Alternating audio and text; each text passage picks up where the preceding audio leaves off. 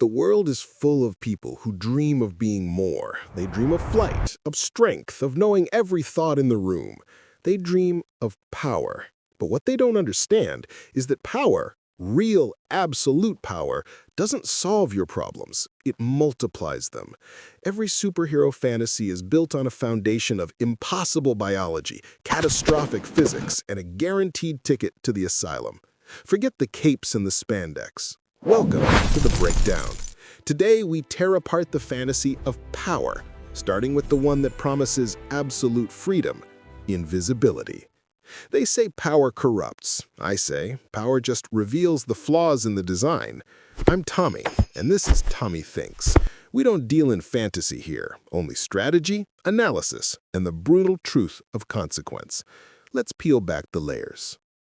Ask anyone what they do with invisibility, and they picture freedom. They picture walking through walls, hearing secrets, or maybe just skipping the line at the bank.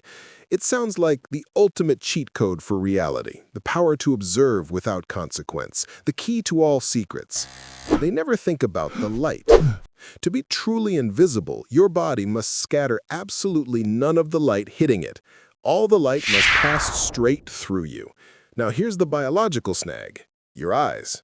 The very mechanism you use to see relies entirely on the lenses, cornea, and retina absorbing and refracting light. If light passes straight through your eyeballs without hitting a single photoreceptor, congratulations, you've achieved perfect invisibility and perfect blindness. You don't see the world, you just become a perfectly transparent, light-passing medium. You're free, sure, but you are free to wander the streets as a naked, panic-stricken, blind accident waiting to happen. But let's say, just for a moment, you solve the blindness problem through some complex visual magic. The physics still leaves you with a catastrophic problem: survival.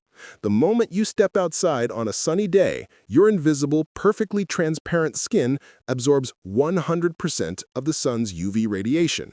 Your visibility is zero, but your heat absorption is maximized. You don't get a tan. You get radiation sickness and severe third-degree burns across your entire body.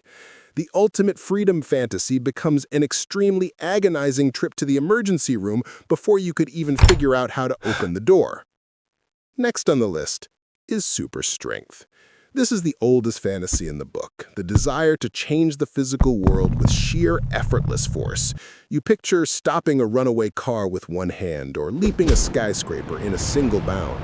The core idea is simple. You are stronger than everything else. But the reality of that power quickly exposes a flaw in your own biological design. Your strength resides in your muscles, but your ability to exert that force is limited by your skeletal frame. You cannot punch a concrete wall without shattering your own hand. Why? Because the force travels in both directions. Your delicate wrist bones, your tiny carpal ligaments, and your thin collarbones were never designed to withstand the energy your muscles just generated. Every glorious, world-saving act of brute force is just a guaranteed compound fracture across your own body.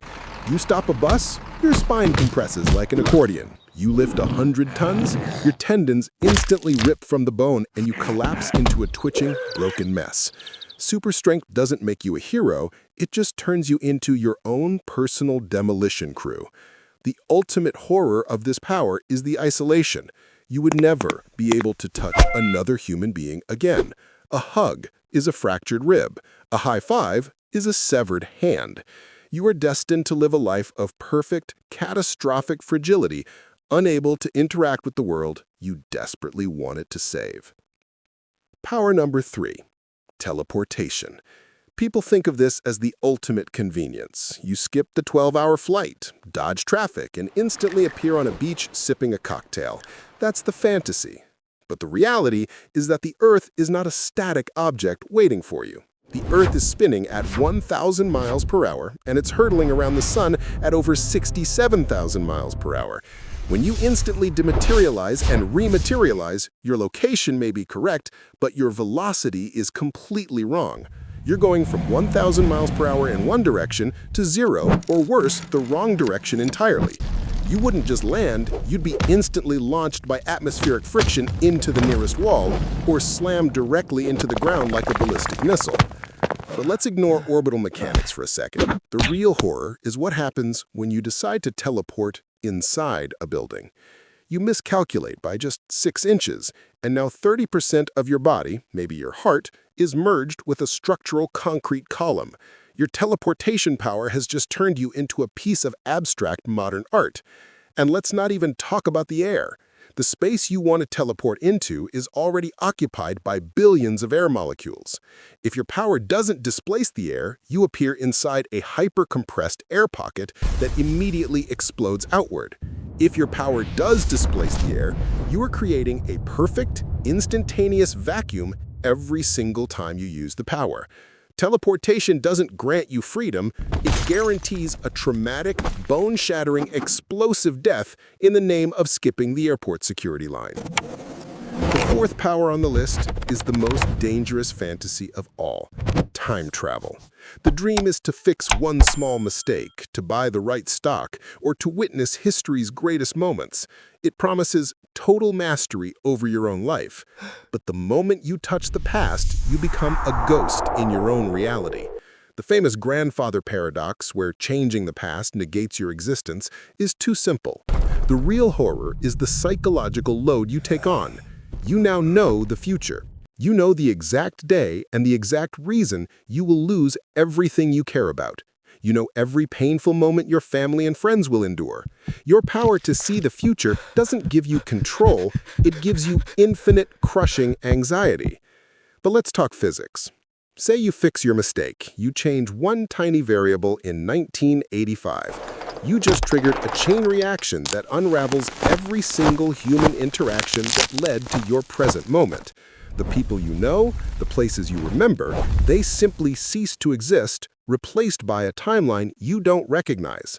You become the ultimate alien, utterly alone in a reality that you created, but where you no longer belong.